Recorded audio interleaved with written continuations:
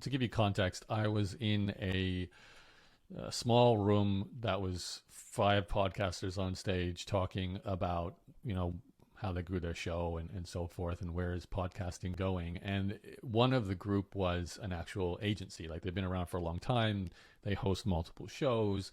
And their overall concept was that the idea of a podcast and that label is not like, it's becoming less and less relevant to the way content is distributed, even interview-based content, or maybe like what we're doing now. It's really just broadcasting.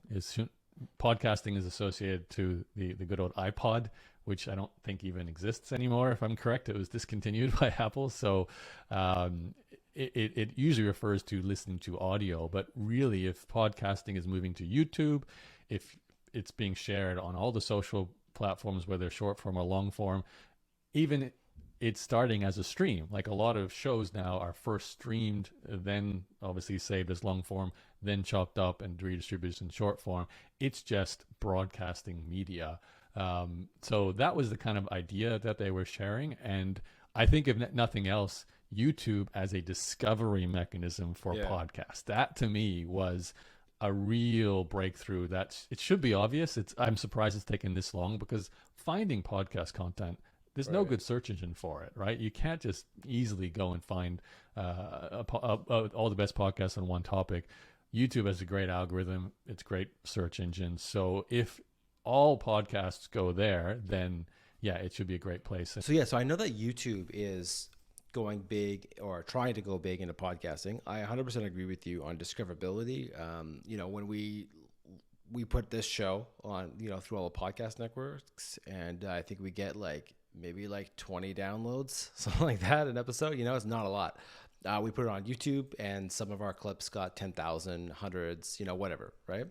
So, and I've also tried to discover podcasts, and I use Spotify to find podcasts, and it is difficult to find. It's difficult to search through. Like, I can't search a podcast itself for different topics, right? Like, I was listening to Andrew Warner's Mixergy podcast, and I wanted to try to find an episode about a particular topic to see if he interviewed anybody around this topic. And I can't search his catalog inside of Spotify.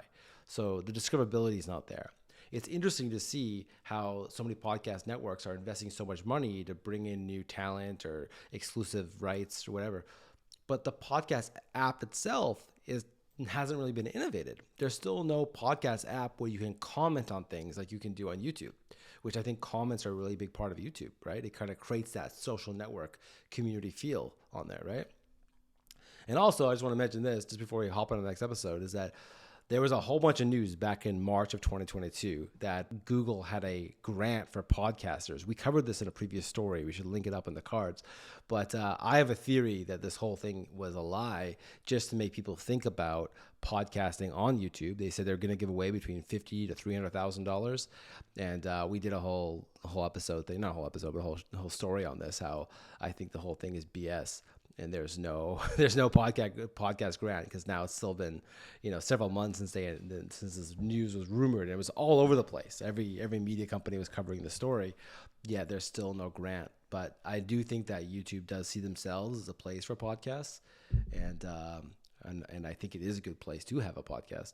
Do you guys know if YouTube in the algorithm uses the audio track as part of the search criteria? It wouldn't surprise me. I don't know that for sure, but they do all the audio transcriptions now, right? So it makes sense that they are able to. I think they do, because when you do a search on Google and then it shows you a video, and then it'll go right to the spot where they talk about that thing, and they're now creating chapters automatically. So I think they do, and probably it helps if you actually put in your transcription file. That's probably going to help as well.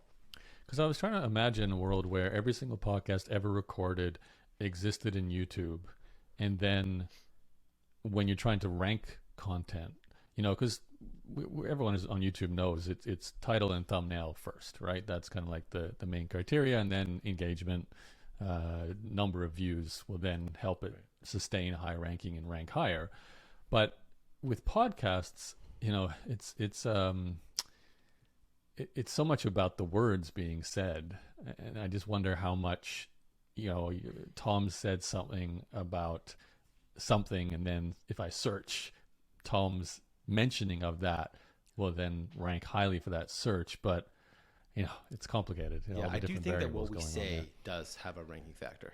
I definitely think so. So let's just all say like Coca-Cola over and over again for a while, and maybe we can get some sponsorship or something. Is that? I know if we say podcasts on YouTube and stuff like that, and there's videos about podcasting on YouTube, then we'll probably rank higher if somebody searches podcasting on YouTube. That probably just ranked as number one. Theory only. Yeah, Let's test it out. See what happens in this video.